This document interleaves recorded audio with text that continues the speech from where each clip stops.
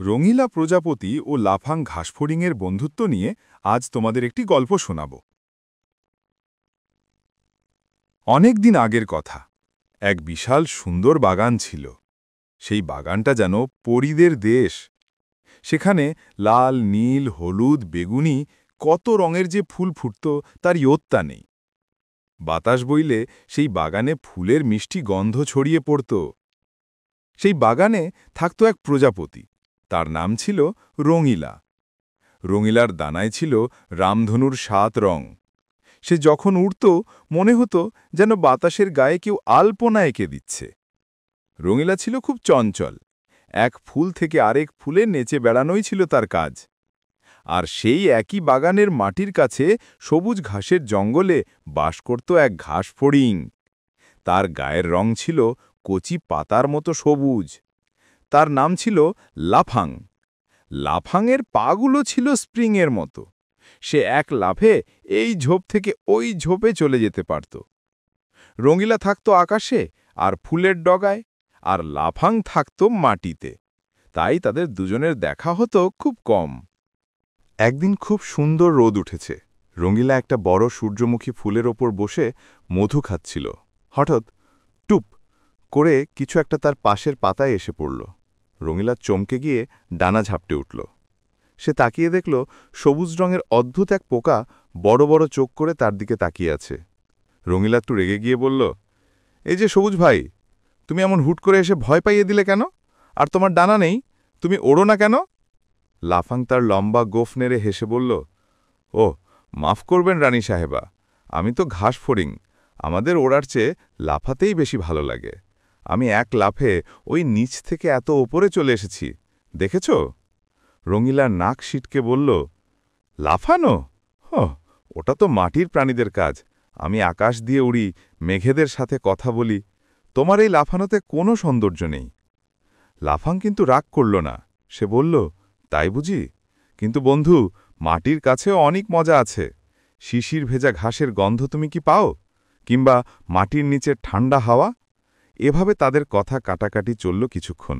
কিন্তু ঝগড়া করতে করতেই দুজনে বুঝল তারা আসলে একে অপরকে পছন্দ করে ফেলেছে।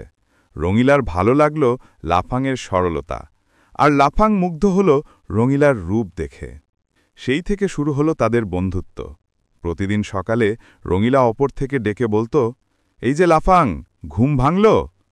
লাফাং ঘাসের ভেতর থেকে মাথা বের করে বলত, কখনই ভেঙেছে, চলো আজ রেস খেলি। শুরু হতো তাদের প্রতিযোগিতা। রঙিলা উঠত আকাশ দিয়ে আর লাফাং লাফিয়ে চলত নিচ দিয়ে। রঙিলা বলত, দেখো আমি কত দ্রুত উঠতে পারি। আর লাফাং বলত, আর আমি দেখো কত উঁচুতে লাফাতে পারি। দুপুরবেলা যখন রোদ চড়া হতো, তারা একটা বড় কুমড়ো পাতার নিচে ছায়ায় বসে গল্প করত। রঙিলা শোনাত আকাশের গল্প। জানো লাফাং, আকাশ থেকে পৃথিবীটাকে একটা সবুজ কার্পেটের মতো লাগে। আর লাফাং শোনাত মাটির গল্প। আর জানো রঙিলা, মাটির নিচে পিঁপড়েরা কিভাবে সারিবদ্ধ হয়ে খাবার নিয়ে যায়? ওরা কত পরিশ্রমী। এভাবেই দিন কাটছিল। আকাশ আর মাটির বন্ধুত্ব বেশ জমে উঠেছিল। গল্পের মোড় ঘুরল এক পড়ন্ত বিকেলে। আকাশটা হঠাৎ কালো মেঘে ঢেকে গেল। বাতাস শো শো করে বইতে শুরু করল। বাগানের বড় বড় গাছগুলো মরমর করে নড়তে লাগল। কাল বৈশাখী ঝড় শুরু হল। রঙিলা তখনও এক জবা ফুলের ওপর বসেছিল। বাতাসের তোড়ে তার মনে হল তার পাতলা ডানা দুটো ছিঁড়ে যাবে। সে কিছুতেই উঠতে পারছিল না। বাতাস তাকে বারবার ঠেলে ফেলে দিচ্ছিল। রঙিলা ভয়ে চিৎকার করতে লাগল, বাঁচাও লাফাং, আমি উড়ে বাড়ি ফিরতে পারছি না, আমার ডানা ভেঙে যাবে। নিচে লাফাং ঘাসের শক্ত শিকড় ধরে বসেছিল। সে দেখল তার বন্ধু বিপদে। লাফাং জানত ঝড়ের সময় ওপরে থাকা মানেই মৃত্যু। লাফাং চিৎকার করে বলল, রঙিলা, ওড়ার চেষ্টা করো না, বাতাসের সাথে যুদ্ধ করো না, সোজা নিচে নেমে এসো, মাটির কাছে বাতাস কম। কিন্তু রঙিলা ভয়ে অবশ হয়ে গিয়েছিল। সে শুধু একটা ডাল আঁকড়ে ধরে কাঁপছিল। বৃষ্টি শুরু হয়ে গেল। বড় বড় ফোঁটা, টুপ টাপ। বৃষ্টির এক একটা ফোঁটা রঙিলার কাছে পাথরের মতো মনে হচ্ছিল। লাফাং বুঝল বসে থাকলে চলবে না। সে তার জীবনের সবচেয়ে বড় লাফটা দিল। সোজা সেই জবা ফুলের ডালটায় গিয়ে পৌঁছল। সে দেখল রঙিলা ভিজে চুপসে গেছে। লাফাং বলল, রঙিলা, জলদি আমার পিঠে ওঠো, আমি তোমাকে নিরাপদ জায়গায় নিয়ে যাব। রঙিলা কাঁদো কাঁদো গলায় বলল, তুমি পারবে না লাফাং, আমরা দুজনেই পড়ে যাব। লাফাং ধমক দিয়ে বলল, বাজে বকো না, বন্ধুকে ফেলে আমি কোথাও যাব না। রঙিলা কাঁপতে কাঁপতে লাফাংয়ের পিঠে উঠল। লাফাং তার শক্ত পা দিয়ে গাছের ছাল আঁকড়ে ধরে ধীরে ধীরে নিচে নামতে শুরু করল।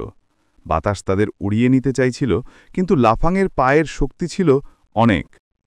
অবশেষে তারা মাটির নিচে একটা ভাঙা মাটির কলসির ভেতরে আশ্রয় নিল।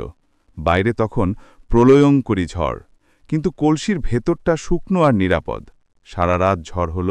রঙিলা আর লাফাং একে অপরের গা ঘেঁষে বসে রইল উষ্ণতার জন্য। সকালবেলা যখন রোদ উঠল, বাগানটা ঝলমল করছিল। রঙিলা কলসি থেকে বেরিয়ে ডানা মেলে ধরল। রোদে তার ডানা শুকিয়ে আবার চকচক করতে লাগল। রঙিলা লাফাংয়ের দিকে তাকিয়ে বলল, লাফাং, আমি খুব অহংকার করতাম আমার ওড়ান নিয়ে, ভাবতাম আমিই শ্রেষ্ঠ। কিন্তু আজ বুঝলাম মাটির সাথে যার যোগাযোগ নেই, ঝড়ের দিনে সে অসহায়।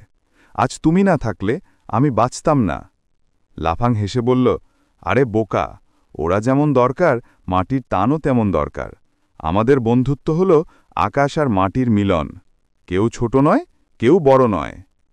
সেই দিন থেকে বাগানের সবাই দেখত এক অদ্ভুত দৃশ্য। এক রঙিল প্রজাপতি খুব নিচ দিয়ে ওড়ে, আর তার নিচ দিয়ে লাফিয়ে চলে এক সবুজ ঘাসফড়িং। তারা আর একে অপরকে ছেড়ে কখনো দূরে যায় না। বন্ধুরা, এমন আরো মজাদার নতুন নতুন ভিডিও পেতে আমাদের SY ড্রিম জোন চ্যানেলটি সাবস্ক্রাইব করুন। সবার আগে ভিডিও পেতে বেল আই বাটনে ক্লিক করুন।